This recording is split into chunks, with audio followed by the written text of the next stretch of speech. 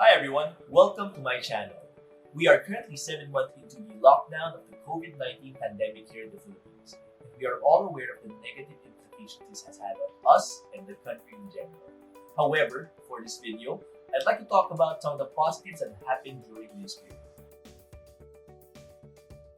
Here are 5 ways that the pandemic has improved investing here in the Philippines.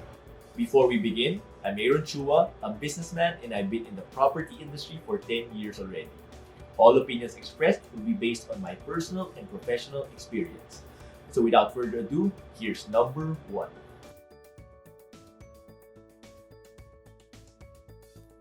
Online banking has been in the Philippines for quite some time.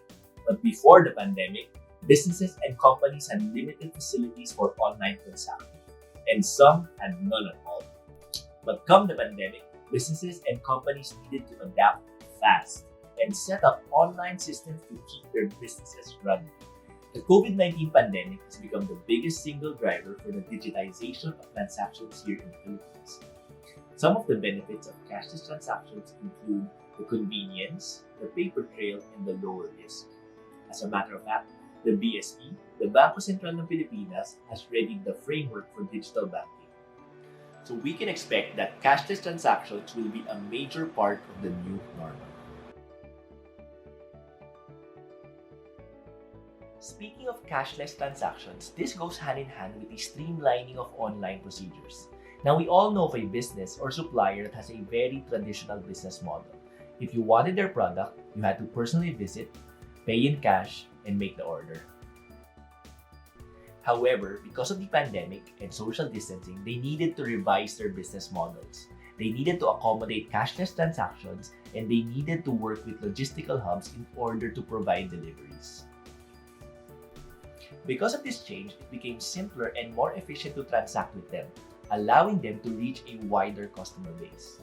Also, additional benefits of these improved and streamlined processes are a more effective security system, an online paper trail, and a faster turnaround time for transactions.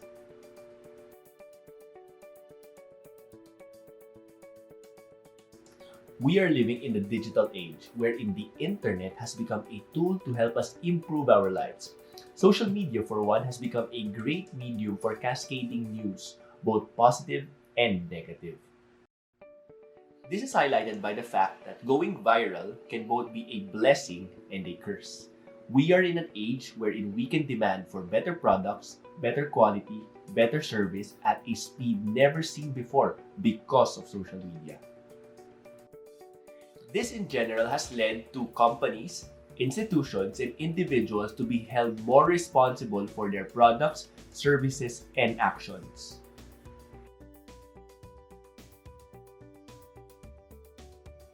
I mentioned previously that the internet has become a tool for improving our lives.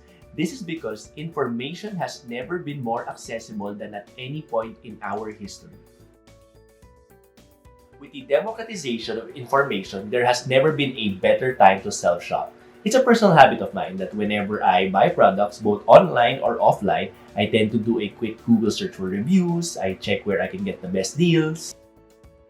The use of the internet in this way is vital for both consumers and investors because it allows us to verify the information about these products and investments, as well as if it addresses our specific concerns. It also gives us the advantage of knowing other people's experiences and their personal feedback about these products and investments. When we talk about investments, we often hear news outlets, companies, financial institutions, even salespeople talk about how these investment instruments can tide you through a crisis, can withstand a recession, can get you through the rainy days. However, in 2020, we move from the theoretical to the actual, which brings about what I call the pandemic test.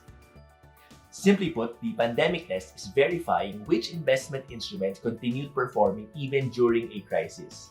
Now, given that not all industries thrive during this period, some barely survive, but looking at it from an investment point of view, we can see that which industries' claims turned out to be true and can be supported by the facts and the data.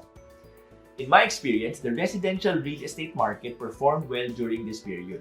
The leasing market in particular proved very resilient. Even with the Bayanihan Act, wherein leases could be delayed and deferred, none of our tenants chose this option. And those tenants with expiring leases, we easily found new tenants within the same month. Now, given this is the middle to the higher end sector of the market, this can be explained by Maslow's hierarchy of needs, wherein securing shelter is in the first tier of importance, which proves that real estate is a good investment even through a pandemic. For more details about Maslow's hierarchy of needs, I'll be posting a link below for further reading. So that's my 5 ways that the pandemic has improved investing in the Philippines. If you have something to add to the list, please drop it down in the comments below. I'd love to hear from you. If you found the video helpful, please like and subscribe, and I will see you on the next one.